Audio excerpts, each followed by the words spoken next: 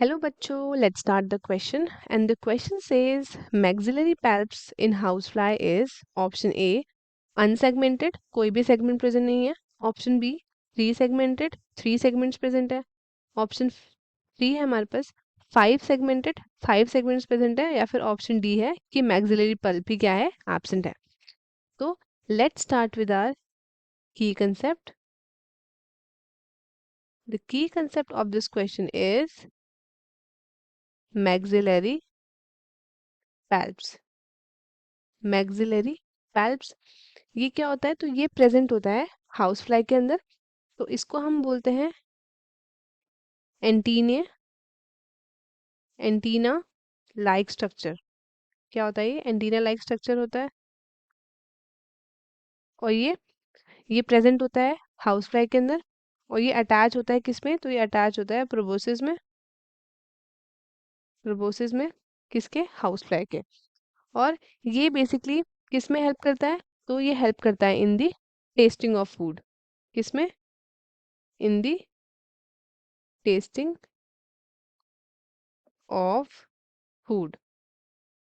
Maxillary palps जो है वो हाउस फ्लाई के उसमें प्रेजेंट होता है माउथ पार्ट्स के अंदर. तो ये जो है बेसिकली ये इस थोड़ा हम इसको स्ट्रक्चर से समझते हैं कि ये किस जगह प्रेजेंट होता है, इसकी लोकेशन कहाँ पे प्रेजेंट होती है.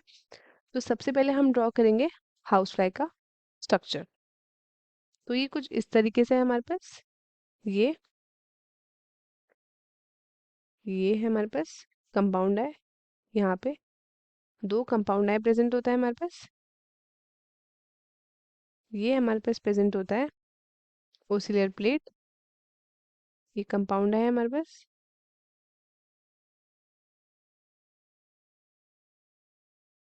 यहाँ पे भी सेम ऐसे ही. तो जो हमारा ये वाला पोर्शन होता है ये इसके साथ जुड़ा होता है मैक्सिलरी पल्प. तो ये कहाँ पे जुड़ा होगा वो देखते हैं अभी. तो मैक्सिलरी पल्प जुड़े होंगे इस एरिया में. यहाँ पे इस पे क्या होता है ना, इस पे हेयर प्रेजेंट होता है. हेयर हेयर इसके यहाँ पे भी प्रेजेंट होंगे and even in this area. तो ये सेंटर में कैसा होता है? तो ये सेंटर में कुछ इस तरीके से है. ये ये अब हम करते हैं इसके इंटरनल की. ये कुछ इस तरीके से होगा एंड ये कुछ इस तरीके से होगा. यहाँ पे सेंटर में यहाँ पे क्या प्रेजेंट है?